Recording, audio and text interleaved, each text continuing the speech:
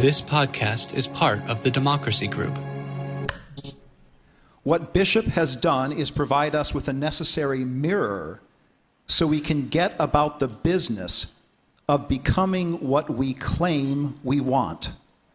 A single nation marked not by rancor, but by civility.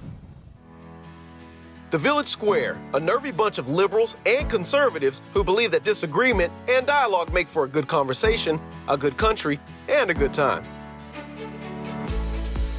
At the Village Square, we talk about politics, religion, and race. You know, the topics your mom taught you never to discuss in polite company. Listen, at the Village Square, we make pigs fly.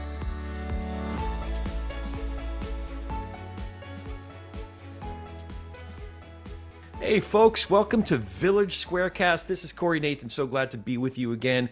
Thank you for joining us for The Big Sort, why the clustering of like-minded America is tearing us apart, with special guest Bill Bishop.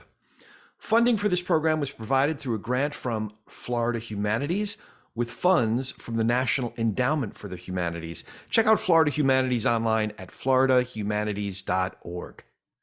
We thought it'd be good to revisit this talk we had with Bill Bishop, a journalist with the distinction of being a Pulitzer Prize finalist, because it reflects a phenomenon that seems to be happening more and more. So we find it encouraging that a number of the most perceptive sociologists, psychologists, political scientists, and other brilliant folks are naming it. Whether it's The Big Sort with Bill Bishop, what our grand poobah of this area of inquiry, Robert Putnam, began articulating with Bowling Alone, or what we'll be sharing soon, our conversation with Jonathan Haidt, exploring his brilliant framework of our contemporary version of a pre-Babel world and a post-Babel world, likening the ways in which the fractured country we now inhabit, as he put it in the article, is similar to what the people of Babel experienced in the famous Bible story.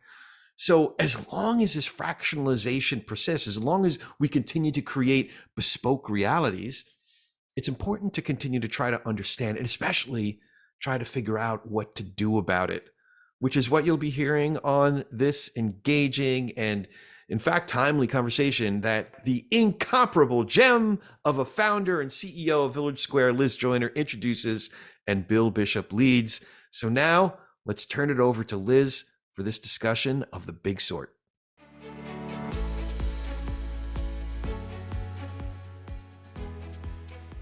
Bill Bishop, a Pulitzer Prize finalist, blogged on Texas politics for the Austin American-Statesman, where his post grew into a series of articles written in collaboration with University of Texas sociologist Robert Cushing called The Great Divide.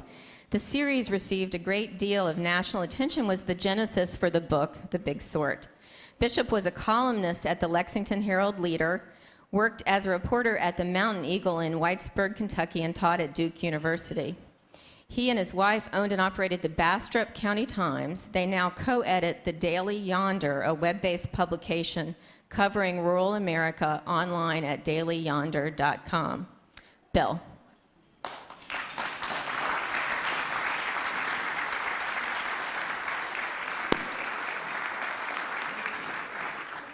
I'm going to do a short thing because we have a great panel and some really knowledgeable people here. And so I want to get to them quickly. So I'm going to give you a short discussion of what's in the book, The Big Sort, and what it really is about the nation that we've become and what you all are worried about. And you're familiar with all these pictures of American politics. And the thing that has struck me when doing The Big Sort is how we're all so cocksure of what we think politically.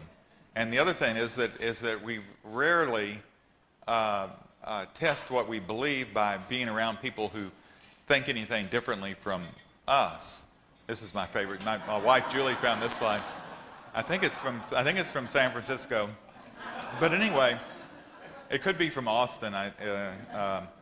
As a result, the middle of our politics has been dropping away for the past 30 years. And so here you can see this shows the number of members of the House or Senate who cross over and vote for the different side as bills come up. And you can see it's been dropping for the past 30 years, both in the House and the Senate. We like to blame gerrymandering for a lot of things, but the same process has been going on in the Senate, and there's been no gerrymandering, of course, in the Senate. And the other thing that's been going on for the past 30 years is that trust in government has declined at the same time. And trust peaked in the United States in 1965, and if you think about 1965, it was this amazing time when the Voting Rights Act was passed and the National Endowments for Arts and Humanities were created, the Appalachian Regional Commission was created, Medicare was passed, and it was a time when 8 out of 10 Americans thought that the government officials would do the right thing most of the time.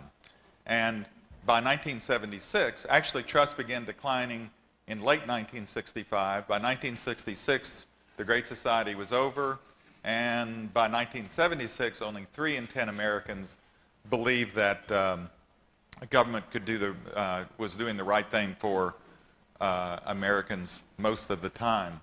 So most of the time we see all this disagreement and we blame politicians, we like to blame other people, we blame the media, and what I want to do tonight is say that another reason is us. Because over the last 30 years, Americans have been segregating, not by race or religion. We're still racially segregated, but racial segregation over the last 30 years at the county level has remained about the same. What the big sort is about is the separation of Americans into neighborhoods and clubs and churches and news groups and every organization where we are surrounded by those who generally live and think and every 4 years vote the same way that we do. So it's clear to see the voting, to see the big sort in voting statistics. You can go to most counties. More than 2/3 of U.S. counties over the last 30 years have gotten either increasingly Republican or increasingly Democratic. So blue line, of course, is Democrat. This is LA County. It's going one way. The red vote is going another way. Or you can be in Tom Green County, which is out in West Texas, where I've got relatives, and it goes the other direction. The decline there in Republican vote was the year that Ross Perot ran. He was from West Texas, so that changed that. But when you look at the statistics for most U.S. counties, they're going one way or another. And that's our nation, and politicians didn't do this to us. We weren't gerrymandered. This is the way we've chosen to live. So it made sense to us, and I did this work with Bob Cushing, a statistician and a sociologist, that it's perfectly natural for birds of a feather to flock together, and people want to be around others who are like themselves because it's comfortable. But what we didn't understand is why, beginning in the 1970s, did this begin to increase? Why did we begin clustering? And as we looked at the vote, we could see this movement. So in 1976, a very close race between Jimmy Carter and Gerald Ford. We looked at the counties where either Ford or Carter won by more than 20 percentage points, 60-40 county. Black counties are 60-40 for Carter, Democratic, and the gray counties are landslide counties for Gerald Ford. And in 1976, about a quarter of the U.S. voting population lived in one of these landslide counties, in a county where a nationally 50-50 race locally wasn't close at all. And over the next 20, 30 years, you had this gradual increase. So in 2004, again, black counties, it was another 50-50 race between John Kerry and George Bush. And the black counties are Kerry County, 60-40, and the gray counties are Bush 60-40 counties. And you had about half the people living in one of these landslide counties in a national race that was about 50-50. And everybody thought, okay, 2008, this is the election of the post-partisan politicians. And both John McCain and Barack Obama pictured themselves as, purple candidates. But about the same thing happened in 2008. In fact, every measure that we looked at of local partisanship increased between '04 and '08 in that race. And still you had about half the people in, again, a very close election living in a county that was a landslide county. So, most important, the difference within states also increased. So in Florida or in Texas, there's increasing divergence from place to place. And that's why I think a lot of state legislatures have trouble, because you have representatives coming from places that are increasingly different. Anyway, there's this immediate objection to what we said.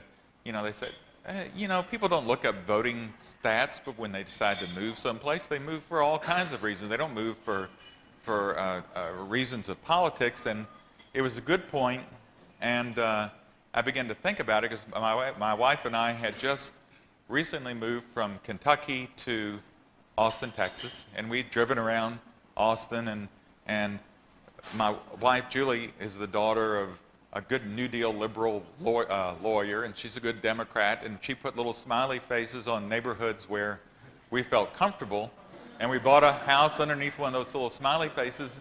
And in 2000, in our precinct, George Bush came in third behind both Al Gore and Ralph Nader. It was, you know, that Democratic of a... So we began to wonder if maybe if places did have a look that would tell you whether it was Republican or Democratic.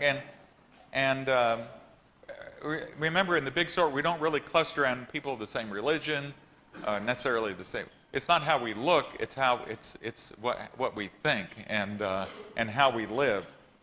And I think most of us have a kind of cultural literacy that tells us if we're in the right tribe.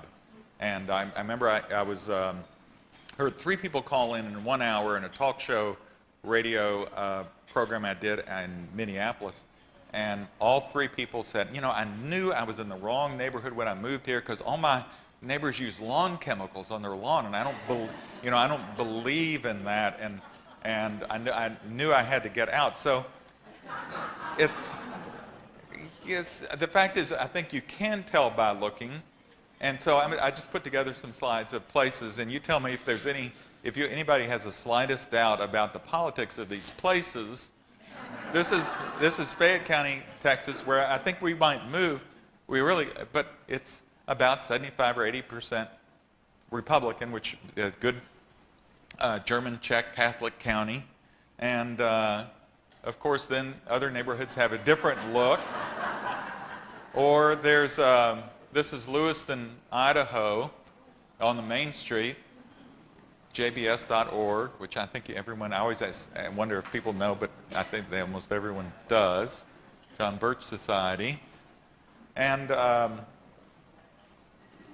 Republican neighborhoods have one look. This is outside Minneapolis in Scott County, which is about 60% Republican. And Democratic neighborhoods have another look, which is this is right around the corner from my house. This is a different aesthetic so, I mean, religion looks like, you know, in Republican neighborhoods looks one way, and in Democratic neighborhoods, you have, I don't know whether you can actually see this, but this is up on South Congress in Austin, where, you know, some people swear on a stack of Bibles, but here a stack of Bibles becomes some sort of ironic window display that is supposed to attract the sort of tattooed set to come in and buy stuff. And this is in Harlan County, Kentucky, far eastern Kentucky. When this sign went up, it was done by Harrison Mays, and this is the folk art section of the talk. Harrison Mays was a evangelist and kind of street artist. His first sign, he wrote on the side of a pig, "Sin not." It was a small, you know, it wasn't a hog, it was just a pig, so he could only get "sin not," and then released it onto and probably anybody who drove across the South over the last 30 years would see some of these signs, "Get right with God" signs. He had them, put them up on the side of the roads, and in fact he had them stockpiled for all the planets and all the moon, and so, but this was put up at a time when class politics was predominated, and in Harlan County it became a UMW county, United Mine Workers, and went Democratic because of Roosevelt. Now it's Republican because people are preparing to meet God, and it has switched, as our politics has switched from class to more social issues. And this is the elementary school. This is 2 blocks from where Molly Ivins, the liberal columnist, lived. And so religion has a slippery meaning there. And so and another way of telling whether you live in a Democratic county or not is, this is actually my favorite picture, we went up and took pictures of our polling place, and because we were trying to collect, someone was trying to collect photos of every polling place in the United States. 3 quick points on what this means. One is, the most important thing about politics these days isn't demographics, it's not issues, it's lifestyle. Lifestyle is much more important to how politics is forms and changes than anything else. The second, the price we pay for living in more homogeneous churches and neighborhoods and civic groups is a decrease in tolerance and an increase in extremism. And the third thing is that the country has replaced the trust in a nation with isolated and insulated communities.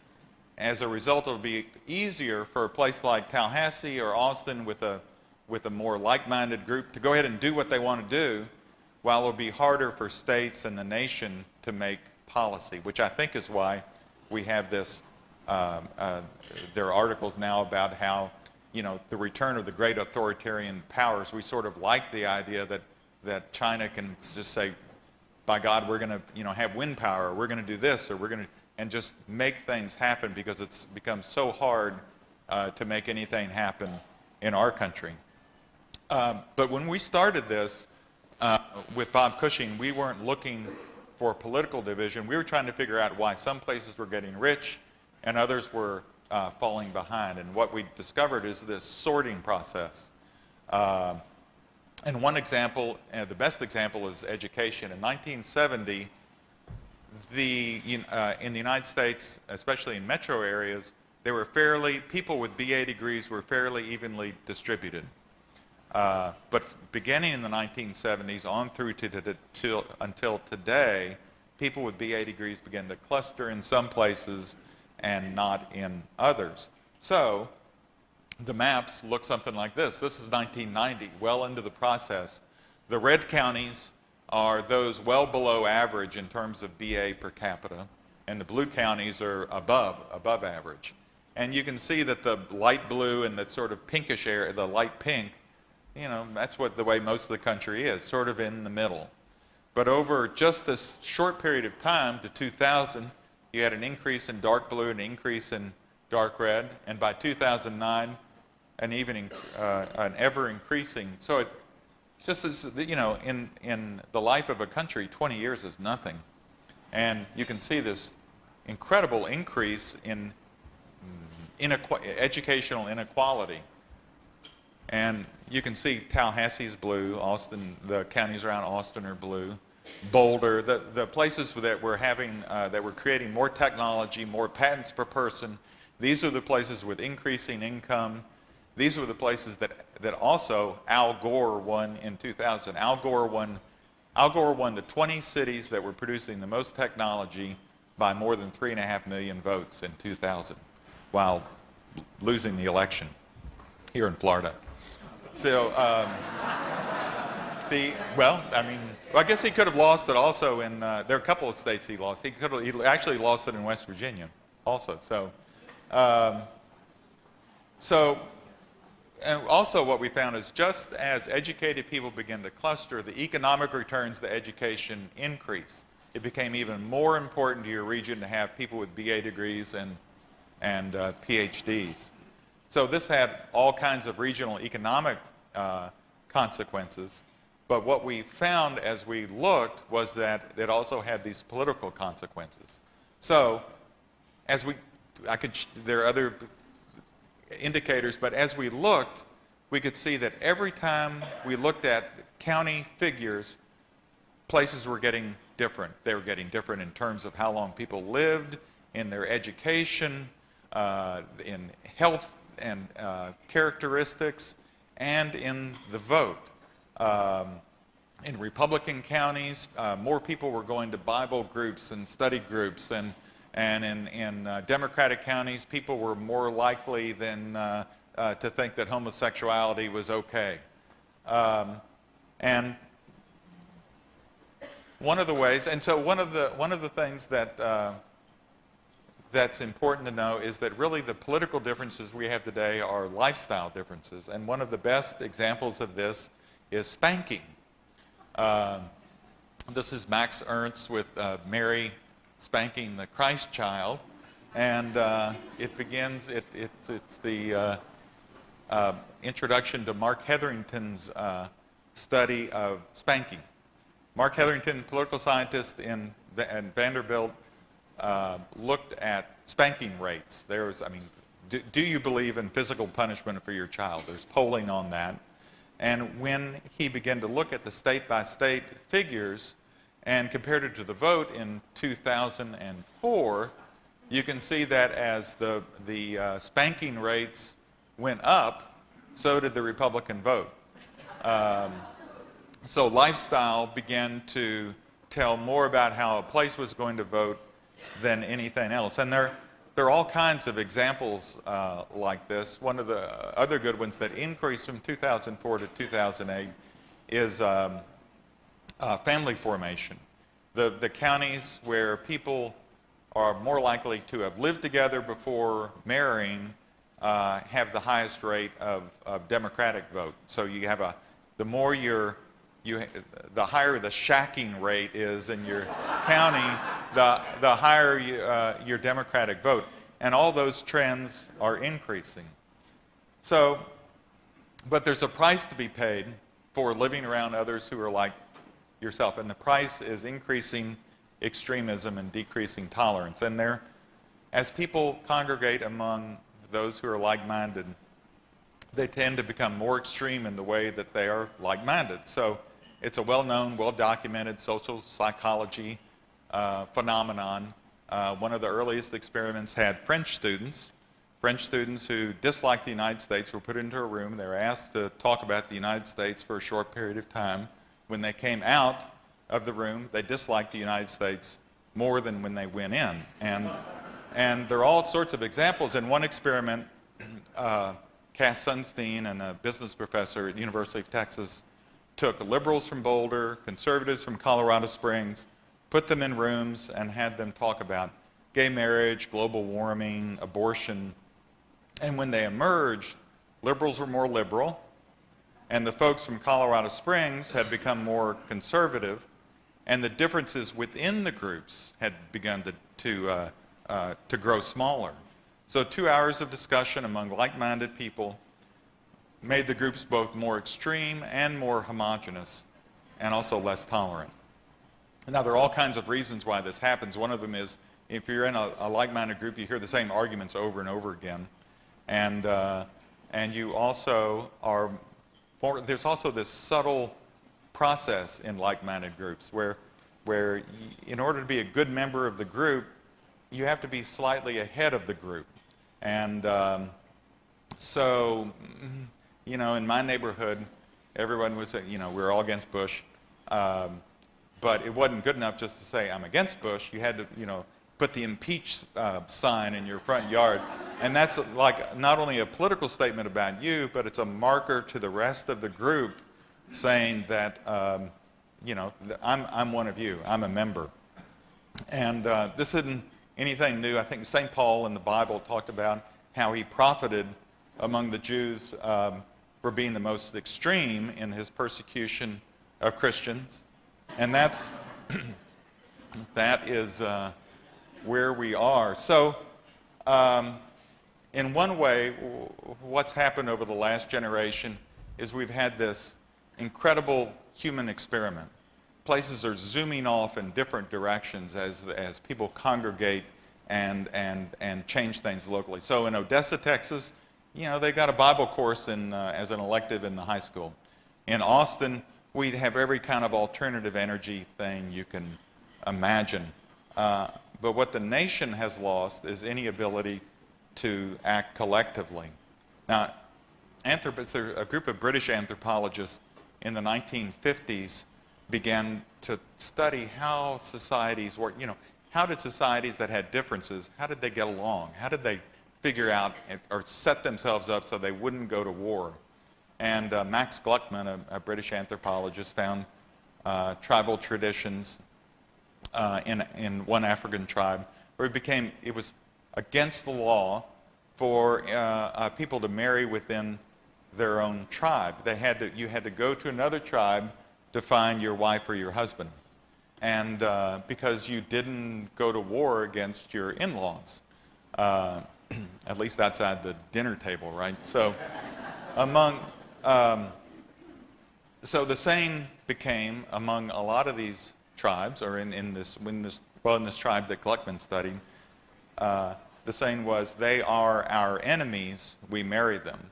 And we've stopped marrying our enemies in this country, and politically this means that the middle has dropped out of our politics, but it has brought us here.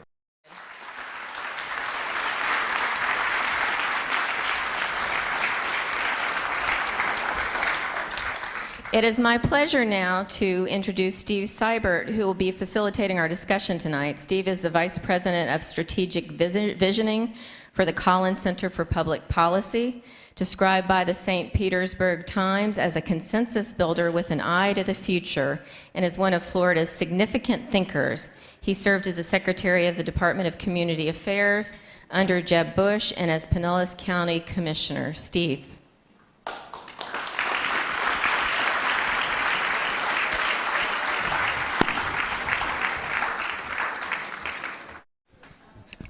I think that Bill's book is profound and it is disturbing.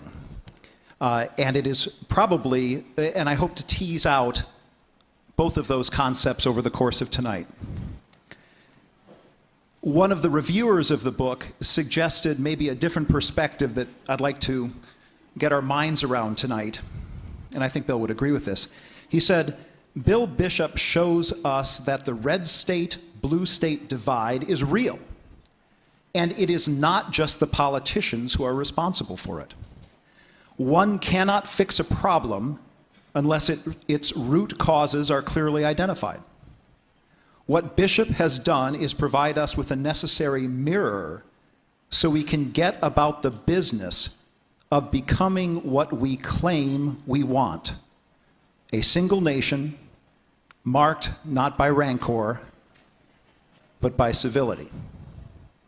And so I would suggest as our conversation evolves over the course of the night, he gives us a foundation to understand where we are. The question is, what can we become? These are all trick questions. Many of us believe, this is so difficult to sit down and do this. Many of us believe that the great middle of American politics is what keeps the pendulum from going crazy. And we have relied on it again and again during American history. Your book argues the opposite. It says that the middle has diminished and may even be close to gone. Is that true? Is that really what you're saying? There are a number of studies that show that from 1976 on, people have become more allegiant to party. And there are more people that say they're independent, but when you ask them further questions, what you find is they normally vote one way or another, and they vote just as allegiantly as people who say that they're Republican or Democratic. And the genius of the Bush campaign in 2004 was that they realized this. They looked at the difference between the approval ratings between Democrats and Republicans, and they found that there was no middle. And so they realized in 2004 that they weren't going to run a campaign of convincing anybody of anything. They needed to run a campaign of getting their people out. And actually, I just saw the Gallup released a poll last week showing that difference between Republican and Democratic approval rating of the president is the highest that's in their history. So those trends have only increased from 2004 when the very smart people in the Bush campaign figured out that the middle had disappeared. But political scientists have been writing papers for the last 15 years saying there's no middle. The number of people voting split tickets is declining. The number of straight ticket votes is increasing. So. And there was an interesting part of the book. There are many interesting parts of the book, but one talked about emerging religions. He spends a lot of time talking about religion, and you follow a couple of folks as they move into a less black and white world in religion. Is it arguable that the same thing could happen in politics, in that perhaps you don't, 10 or 15 or 20 years from now, you don't have 2 or 3 major parties, you have 7 or 10 or 12 parties more on the European model? Do you see that as a possibility? We might have some political scientists here who will tell you that I guess that the way the U.S. system is structured, it's just almost impossible to have a third party. But the chapter on the book about religion to me was the most interesting, because you could see the collapse of the mainstream denominations beginning in 1965 when they all began losing membership, and the rise of independent churches that were built around models of certain types of lifestyle preferences. And it was based on a missionary from India who said churches should be built on the homogeneous unit principle of church membership. And churches were built the way stuff is marketed, and they were built for lifestyle purposes, and that sort of homogeneity has had a backlash among younger people. And there's a church movement called the emerging church movement, and young people are leaving the mega church and they're founding churches where they would tell me, yeah, we have this, we think things are gray. We don't see the yes, the right or the wrong, or the thou shalt do this or thou shalt not do that. And we want to have a religious life that is more mixed up. And so my question, which I don't know the answer to, is there a generational shift away from boomer, left, right, yes, no, for and against kind of politics to another generation that embraces what a student said last night was sort of gray thinking? And let me just ask one more general question. You described it briefly in your slides, but I thought it was very powerful. You just described 1965 as the great unraveling. And a lot had happened, and your chart showed great public acceptance of government and a lot of very important legislation passed that year, but it almost immediately unraveled. Can you tease that out a little bit and explain that?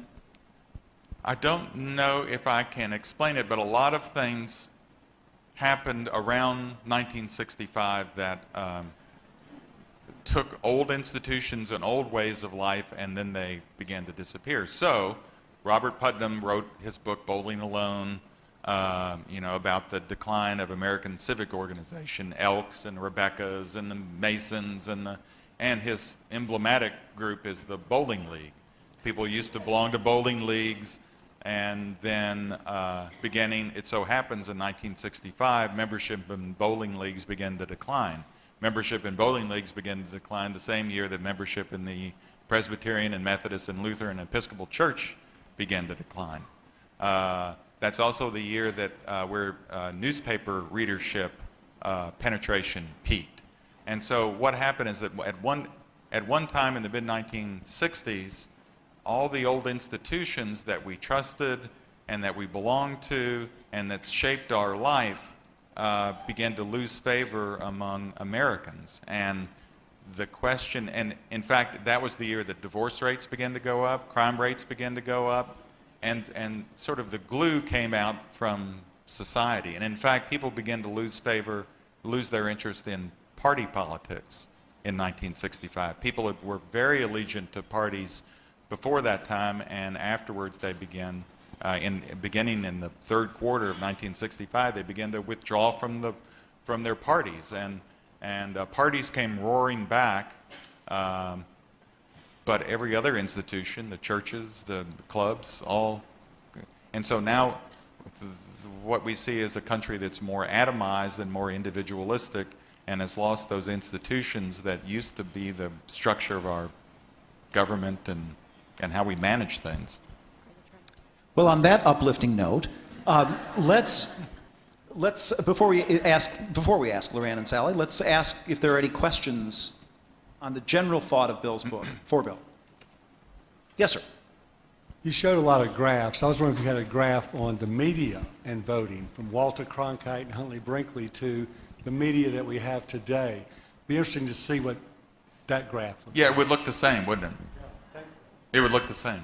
I mean, every common experience that Americans had has begun to disappear. When I grew up, everyone in Kentucky read the Louisville Courier-Journal newspaper. You can get it in all 120 counties in the state, and now there's nothing that holds the state together. Well, basketball. Well, depending on whether you're a Louisville or UK fan. Good point. that is it. That is it, right? Sports. That is it. Yes, sir. I noticed in your dates, 1966, 67, and such as that, this was the time when Vietnam was going on. I know I was there. But there was an awful lot of stuff going on in the country with respect to the young people, and anti-establishment stuff, anti-war stuff, et cetera, et cetera. I'm sure everybody here knows all that. But have you figured out a connection between the anti-establishment mindset of students and this decline in institutional participation? I think, I haven't figured this out, but a guy at University of Michigan, Ron Engelhardt, has a proposition for you. He wrote in the 1970s, wrote a book called Culture Shift, and he said that as people get richer, and not a lot, not rich, but when their needs are taken care of, when they don't have to worry about survival, then what they want out of life begins to change. And class diminishes as a thing that divides people in politics, and issues of individual rights, gay rights, women's rights, black rights, American Indian rights become more important. The ecology movements arise. People become less traditionally religious, but more individually spiritual. So you have yoga classes and this kind of meditation, and the rise of the independent churches, and people's politics, and this gets to your question, changes. You become less a member of a group that supports a party, and you begin to challenge authority more. And he said this, and trust in government declines as people's relationship to people in power becomes more one of challenging rather than one of support. And he would say that this happens, and he's got worldwide polling from the 70s on that shows that this happens in every industrialized country. So, and the trust, when people's survival is challenged, like after 9/11, churches were filled, trust in government increased. And then a couple weeks later, of course, we were back in our... One more before we bring up our speakers. Gil? I think I know the answer to this, but I want to hear your, if there is a connection between the two.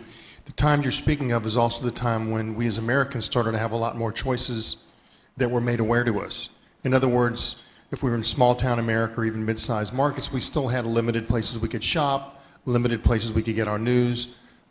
And now, and as we had the advent of mass media, particularly 24-hour news channels, we were exposed to that which we wanted to be exposed to and have that choice. Does that correlate with what you're suggesting? Yeah, I mean, given a choice, people will choose the stuff that most closely fits there. It was also the time when sort of differential production became a part of the industrial world. So at that time, cars were mass produced. And now, I think, no car comes off the assembly line, there are only 100 of a kind come off, and everyone is different, and how many different kinds of Coke and Pepsi, and, 1965, you could get a Coke as long as you bought it, you might be able to get it in a 6.5 ounce bottle or something else, but that was it, and so everything is differentiated, and so, yeah, and opinion is one of those things. Let's move to bringing our guests up here. It is my pleasure to first introduce to you Representative Lorraine Osley. Lorraine represented District 9 in the Florida House of Representatives for 8 years, and in 2010 ran as the Democratic nominee for CFO. She serves as chair of Whole Child Leon, an initiative focused on young children and their families. Lorraine is involved at a leadership level nationally in No Labels, a movement transcending partisan labels to address America's challenges. Lorraine?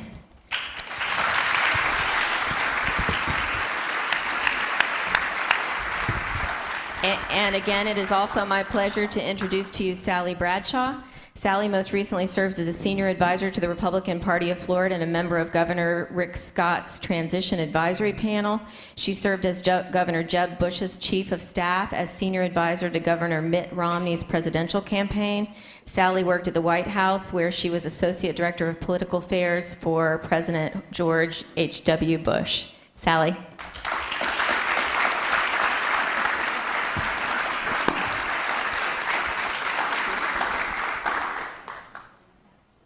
Well, this is a conversation among three very special people, and we'll get them started, and we'll see where it goes. But let me start with all of this. Bill has posited this notion that modern politics is really about maximizing the base, that that's really where you need to spend your time, that the great American middle is gone. Do you think he's right? And Lorraine, I'll start with you. Well, Steve asked me this last night, about my recent campaign, and what did your advisors advise you to play to your base? And my answer was no. I mean, obviously, we hadn't read the book. I wish I'd had this about 6 months ago. But in all seriousness, I've always been, and I guess, today the news of the demise of the Democratic Leadership Council, which is an organization that I've been very involved in, the centrist movement, I guess you could have predicted that. And it's depressing to me. It's something. I mean, I think you said it at the beginning, Steve. It's profound, but it's also disturbing, because I've always, as an elected official, as a public servant, always believed that it's my responsibility to speak to my base, but to represent everyone in my community, and to work across the aisle, and that civility is important. And I think kind of what we're saying here is that to get elected and stay elected in these times, civility doesn't matter. And I think that's, we're all here because we believe that civility matters. And I think that, I'm perplexed, but I'm interested in this conversation. All right. Is he right? Is Bill right? Yep. I think yes and maybe. Yeah, I really liked Bill's book, and I would really commend it to you if you haven't read it. It is impressive, and as he said, Republicans, especially Republican operatives, broke the code on this probably 15 years ago, when we began to really target people by zip code, where you live, what magazines that you read. One of my favorite pieces of mail that I've ever been involved with, and it was a positive piece, not a negative piece actually, was a piece that we did for Jeb Bush's re-election campaign to Golf Digest subscribers. In 2002, Arnold Palmer had come out, which would have been a meaningless endorsement in a substantive context. But to people who play golf and read Golf Digest, that was a big endorsement. And so we got that subscription list, and we targeted those voters. and sent a beautiful piece of mail that never really made the media. It would not happen in this day and age. It would be in the St. Pete Times blog, and I'm sure we'd be roundly criticized for the lack of substance. But it was a very effective piece because we were targeting our base. In Florida, and I can't speak to other states, but there are actually more registered Democrats than Republicans. So to win in Florida, if you're a Republican, you have to turn out more of your supporters than the other side. And so targeting people who read Golf Digest, made sense to us. And so that's part of what you do as an operative. But also in Florida, I would say that the largest growing segment of the voting population are people who register no party affiliation and people who register as independents. In fact, we have roughly 4.5 million registered Democrats in the state, 4 million registered Republicans, 2.3 million no party affiliation and independent voters. And so to win in Florida statewide, you have to make an effort to get to the middle. It's important, and I'd be interested in Bill's thoughts on that because, again, that's not broken down by county. It's really a statewide perspective, but I don't think you can get away from the need to speak to the middle in a state like Florida. Bill, you got a thought? When the pollsters call it the people who say that they're independent, they ask them,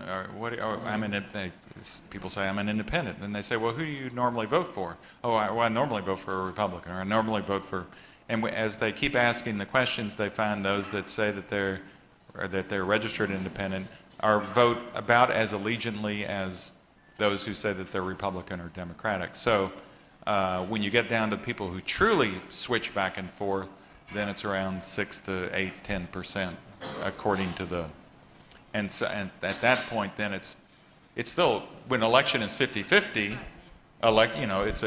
it's a big number, but it's not the kind of, and this gets away also from primary elections then, where that's 6 to 10. The thing is, people who haven't decided, they're the ones that don't vote, right? Undecided people are the least likely. The people who are most likely to vote are those that have strong opinions. So people who say, well, I don't know what I am, you can almost think, And I guess, back to that point, in a statewide election, like mine, you hope that the party gets the base out, and your job as a candidate is to speak to that 6 to 8% because that's going to make the difference. I mean, and that's what we're battling for, is that 6 to 8%. Somebody's going to get the Democrats out. They're going to get their base out. You hope that your operatives are better than the others, but you do have to speak to that 6 to 8%, and that's, I guess, where we are coming from. Well, and I think also political climate at the time matters. I mean, really, you could be anyone other than a Democrat and have won in this last election cycle. I'd love to think that all the Republican operatives in Florida were wildly successful in the last cycle, but the fact is good candidates like Rand, who are good public servants, just are going to have a tougher time in that type of climate. And the same would be the case, 2 years earlier. I mean, there is a lot of change in short periods of time. Voters are fickle, and you see that.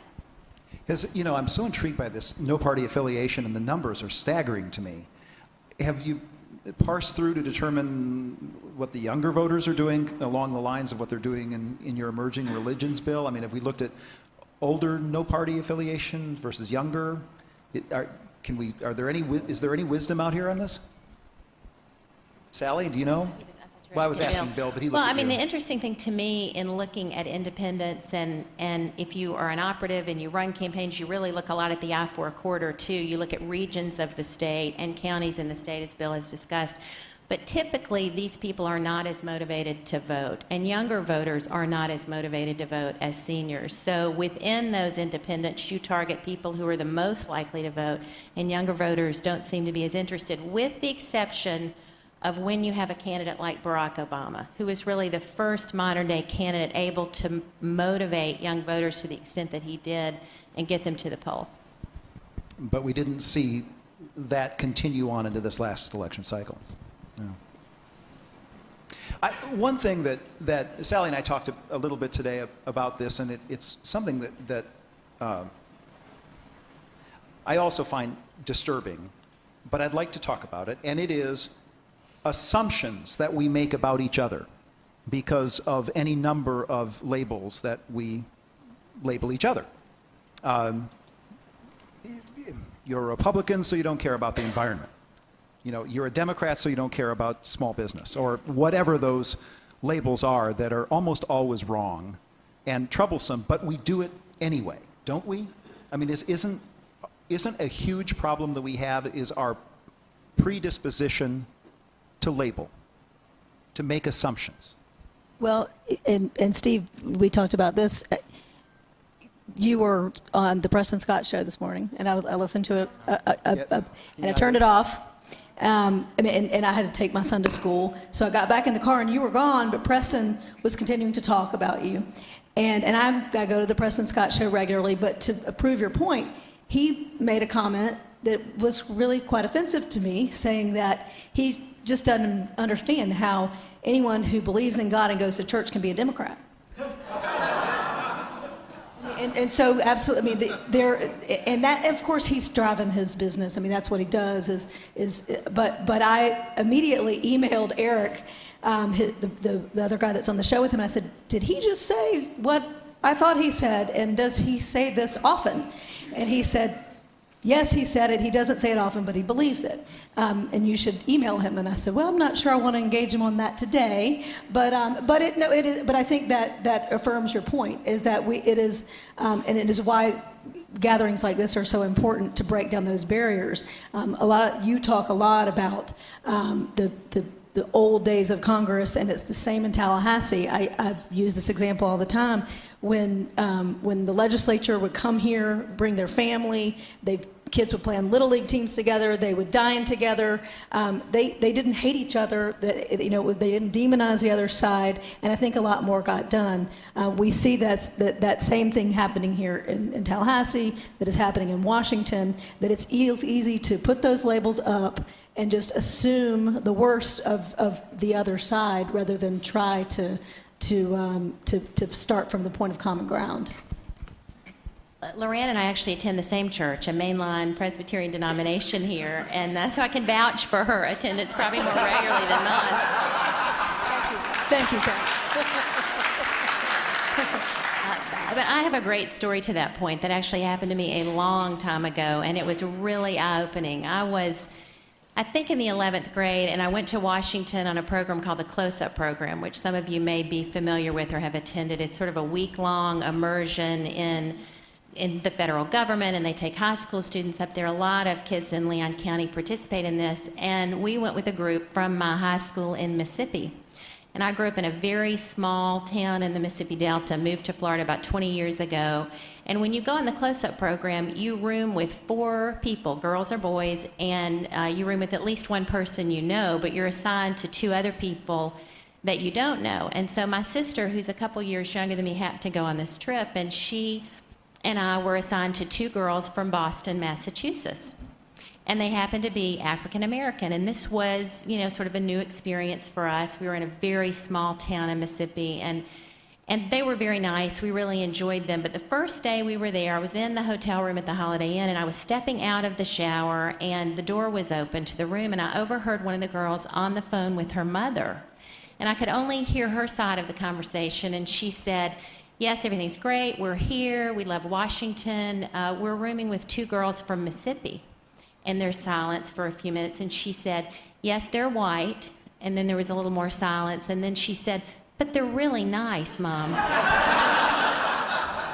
That was really eye-opening to me, because I think you do make assumptions about people. We all do every day, whether it's politically or at work or about moms we see in the preschool pickup line or whatever the situation. And it is incumbent upon us, as Bill said, to be intentional about trying not to do that, about assuming that we all come at problems, from the same direction. We may just eventually end up in a different place on how we resolve an issue, but, we care deeply about the same issues, and when we assume the worst or assign something to someone that's not true, we can't get beyond that barrier. Interesting. Ladies and gentlemen, thoughts, questions? Lorianne, I think you touched briefly on broadcast radio, and this is a subject that I would like to get some responses on. I think it's not too over the top to say that many areas of broadcast radio have become quite bitter, vindictive, and highly political and highly controversial.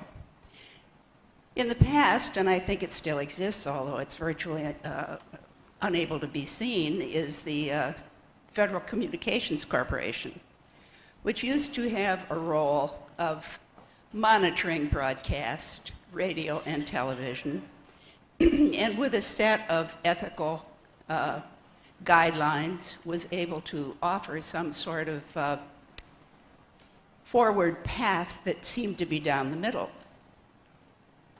It took that much, dear. It also took years, as we all know. My question is this, a response from each of you, if I may. What do you think of the tenor of much of talk radio? How political, how vindictive, how truly unacceptable much of it is, and what needs to be done? Because after all, we're all talking about civility here, and I believe that's one of the fonts of incivility in our current situation.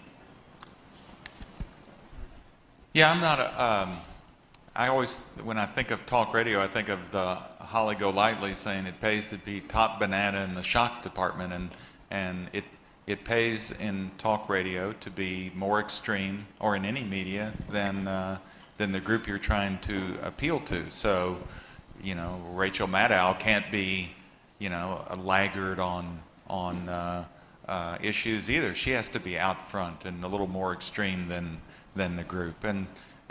But this whole, I don't think media made us this way. I think media plays to a market that exists, and all this was happening long before Rush Limbaugh was on the radio, and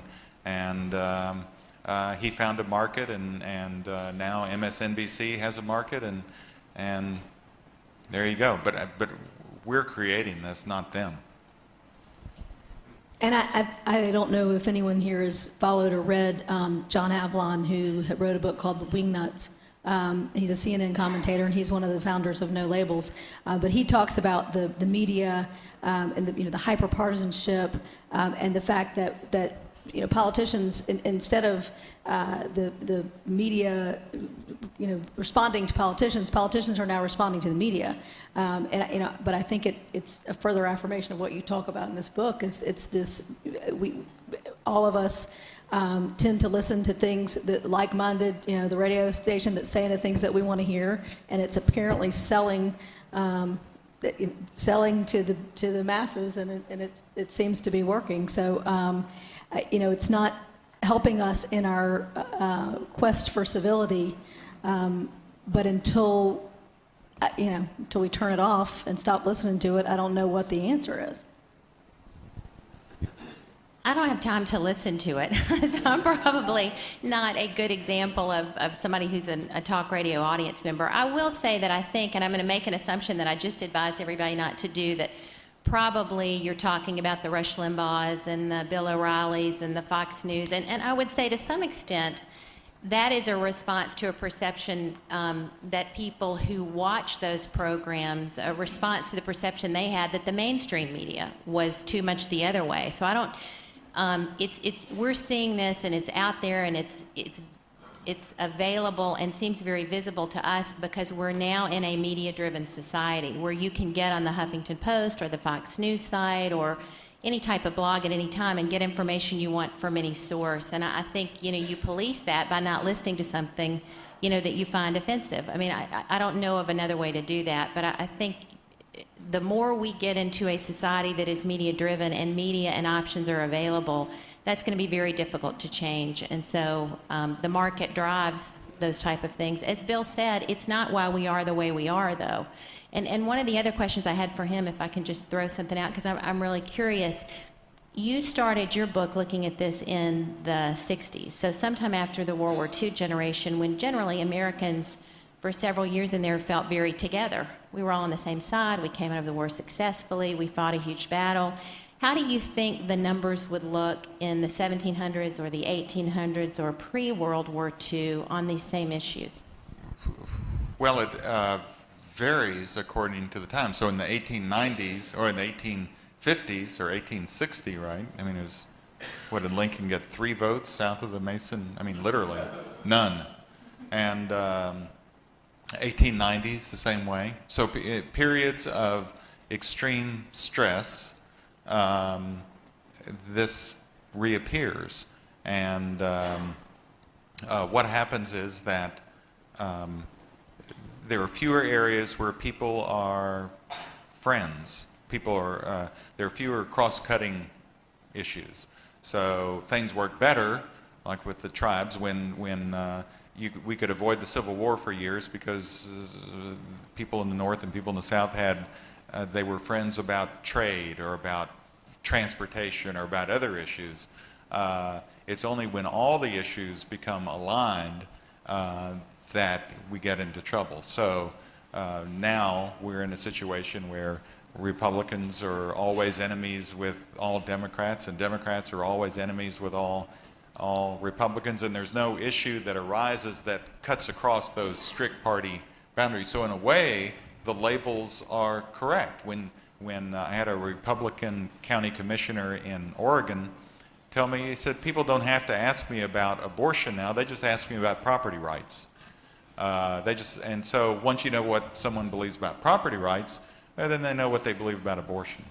And so when that sort of thing is happening, then the labels begin to have more meaning, and there's less opportunity for people to engage others in any sort of mixed up way. It's always the same. And Bill, isn't there evidence that suggests that people are actually starting to adjust their opinion on issues? Hi, Bill. Adjust their opinion on specific issues based on their tribal affiliation, their party affiliation, rather than necessarily what they thought to begin with. Yeah, yes, and so in order to be a good member of the tribe, of your group, then there's some evidence that people are changing their opinions, or they're in fact changing their churches, Robert Putnam believes, in order to, so that their church affiliation aligns with their political beliefs. Okay. Good evening. We heard a lot about society tonight. We heard about tribes now, but I really wonder, looking at a politician and a political advisor and somebody who studies politicians and political advisors, are we really dealing with a phenomenon that's top down as opposed to bottom up?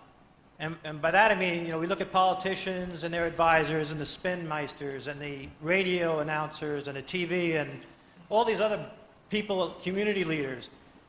Is what's going on a phenomenon that the leaders are driving everybody to the extremes and benefiting from that by getting elected, for instance? Or do you really think it's coming from society and the people down below pushing it up? But it's probably both, right? I mean, but I'm a weekly newspaper editor, so I sort of think things come from the bottom up, and so I think a lot of this is driven from the bottom up, and a lot of it is driven by the primary process, because you know that there was a guy at I forget the name of the college. He did interviews with people who were prospective candidates. He went to local chambers and school boards and unions and said, who would be a great member of Congress? And he got a list of names, and then he interviewed those people, and they all said, I could put up with the money raising, and I know I'd be on the road all the time, but what I can't put up with is having to go through a primary where I have to misrepresent who I really am, where I have to be more extreme than I really am in order to be elected. So there's a process in the primary election where sort of more moderate candidates are weeded out because they don't want to go through the process. And I'll tell you a personal story. I mean, in my race, I was the Democratic nominee, didn't have a primary. And I got in the race late, and I would spend a lot of time in Broward, Palm Beach, and Dade counties, and would go to the Democratic Executive Committee, and I would watch my colleagues, in the other race, in the Attorney General's race, two very good friends running against each other. But the group was hurling insults at them, trying to move them farther to the left to get in, and I was the queen. I walked in, and they get, because I didn't have a primary, I didn't have to go through that. And it was I had a very different experience than they did. Didn't make a hill of beans difference in the general. Let me just suggest something a little more positive, though. see my work world, and maybe this is not a good thing, is a little different from the lens through which I view my personal world. And obviously I'm so impacted by this because of what I've done for a living, but at the person-to-person level in Leon County or Gadsden County where I live, these issues are just not driving my friendships or relationships with people. Lee Marshall, who's the, I guess, unofficial photographer for the Village Square on the front row, called me several years ago and said, "You need to meet my friend Liz Joyner." And I said, "Oh, great, you know, what's up with Liz?" And she said, "She's nothing like you." And she said, which is exactly why you need to meet. And Liz and I actually share a lot of experiences in the work world, but we went and had a cup of coffee and a bagel, and it was delightful. And it's the reason why I said, let me come tonight. I'd love to do this, and I've wanted to get to a Village Square event. And I think if you look at the relationships you have with people in your church, parents you met because your children were in a preschool years ago that you've remained friends with, we have the ability to do this differently, and to broaden our universe and expand the way we look at these issues and not make assumptions about people. And so if you look at it from that perspective, it's not quite so bad. There is a way to change the lens through which we view these issues. Liz, I think we've about wrapped it up, and if it would be okay with you all, this gentleman in the back asked about this, asked about the stakes. And this, for me, these stakes are very high of what Bill has brought to us, and because I'm me, we will close with a Lincoln quote. And you all may remember this, but it really does have to do with us as a people, I believe. He said, "I am loath to close. We are not enemies but friends. We must not be enemies. Though passion may have strained, it must not break our bonds of affection. The mystic cords of memory, stretching from every battlefield and patriot grave to every living heart and hearthstone, all over this broad land, will yet swell the chorus of the Union, when again as touched, as they surely will be, by the better angels of our nature." Thank you all very much for coming tonight. And thank you so much to Bill Bishop, our panelists, Lorianne Osley, Ann Henderson, Rod Petrie, and Steve Seibert. Thank you.